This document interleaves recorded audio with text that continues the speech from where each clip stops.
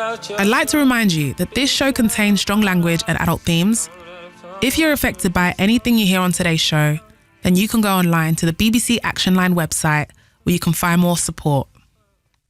Hello everyone, my name is Moses, also known as Mozzie Mutant is my artist name. So I'm going to be performing two pieces from an album that I've released called Blue Period.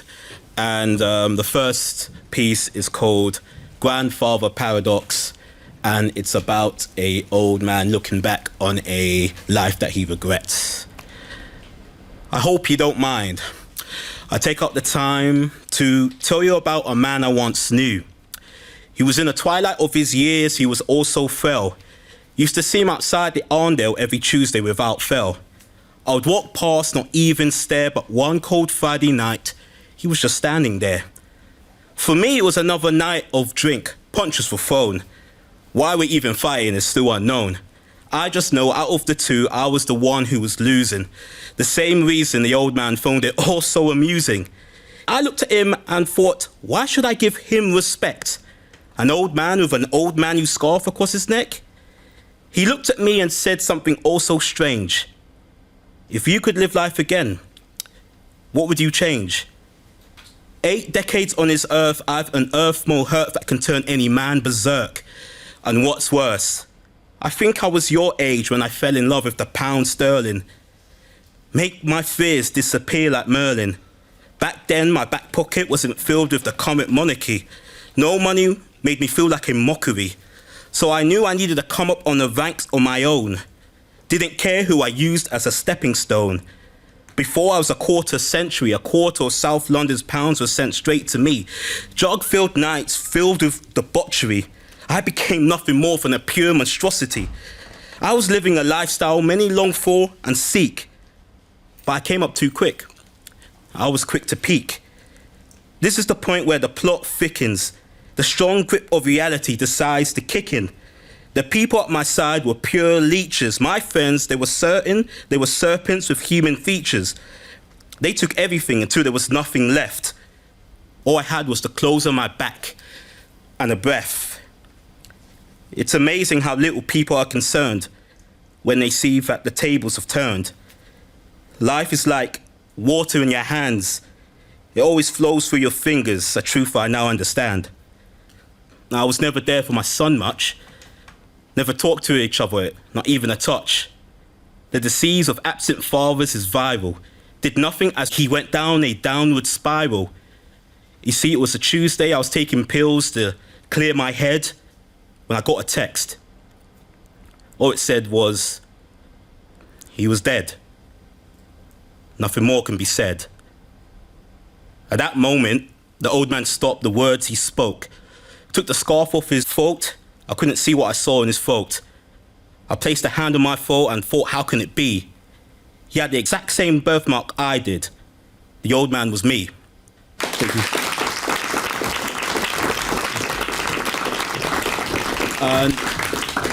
The next piece is called Lion's Tooth, and it's said from a perspective of a child soldier in a conflict area. On the day when I became a man, my father stood in front of me with something clutched in his hands. It was a lion's tooth. He said he'll protect me from any danger I may come to. He placed it within my sweaty palms, placed his hand on my shoulders, and said for me to remain calm. Through all your journeys, through all your endeavors, the strength of a lion will follow you forever. I clutched it, placed it on my chest, and closed my eyes. But when I reopened them, I found myself in a very different time. I was no longer in a place filled with laughter and youth. I was now standing side by side with fellow kids, forced to give a soldier salute, waiting for orders from a high command to start our assault on the enemy's land. We moved in a smooth mist there of the night, chanting death songs because our fears were at their height. Clutching on guns double the size of us, fingers on the trigger ready to bust. Food, water, politics, diamonds, I forget what we fight for, it's just faceless violence. Deep in the darkness, you don't hear anything but sirens and the eerie darkness of silence. We are little killers with guns, reincarnated Attila the Huns. But something makes me stop in my tracks. I decide to look back. There's a little kid in the corner with a bullet in his ankle. He can barely stand. He looks me in the eye. I see he's holding a grenade in his hand.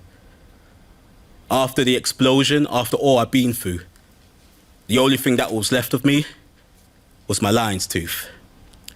Thank you.